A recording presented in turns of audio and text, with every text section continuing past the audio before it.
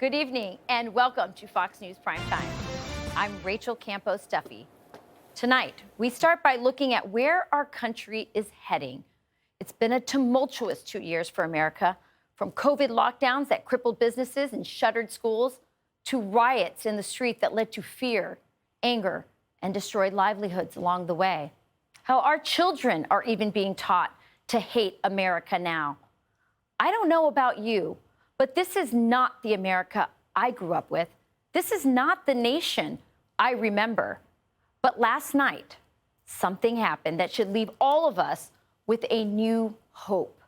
All across America, voters told Democrats, we've had enough of your Marxist, race-based agenda. In Minneapolis, the people overwhelmingly voted to reject defunding the police.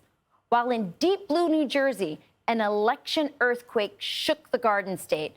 Incumbent Phil Murphy might have won the race, but challenger Jack Ciattarelli pushed hard to the finish line, showing that no one saw this coming. But the most resounding repudiation of the left happened in Virginia, where Glenn Youngkin shook the political world and won the Virginia governor's race. We were joined by neighbors and friends of all races, of all religions, of all ages, of all political ideologies. This is the spirit of Virginia coming together like never before. The spirit of Washington and Jefferson and Madison and Monroe and Patrick Henry. A coalition of parents and neighbors came together to tell Terry McAuliffe and the Democrats no more. But of course, that's not how the liberal media saw it. I got to get the elitism out of my party. I got to get the moralizing out of my party. But you got to get some of this racial dog whistling out of your party. Critical race theory isn't taught. It means something different to voters. They think it is. So Republicans are fixing it. Glenn Youngkin's closing message to Virginia voters has almost singularly focused on weaponizing race. These Republicans are dangerous. They're dangerous to our national security because stoking that kind of soft white nationalism eventually leads to the hardcore stuff. The left continued to play the race card because that's the only thing they know how to do. I guess they must have missed Cuban-American Jason Miyares, who was the first child of an immigrant to be elected Attorney General of Virginia. And Winsome Sears became the first black woman to win statewide elected office in Virginia. There are some who want to divide us, and we must not let that happen. They would like us to believe we are back in 1963 when my father came. We have had a black president elected not once but twice, and here I am, living proof. I love it. Sears is an example of everything that makes America great. She's an immigrant from Jamaica who served as a Marine before starting a family of her own and then entering politics to give her own children a better life.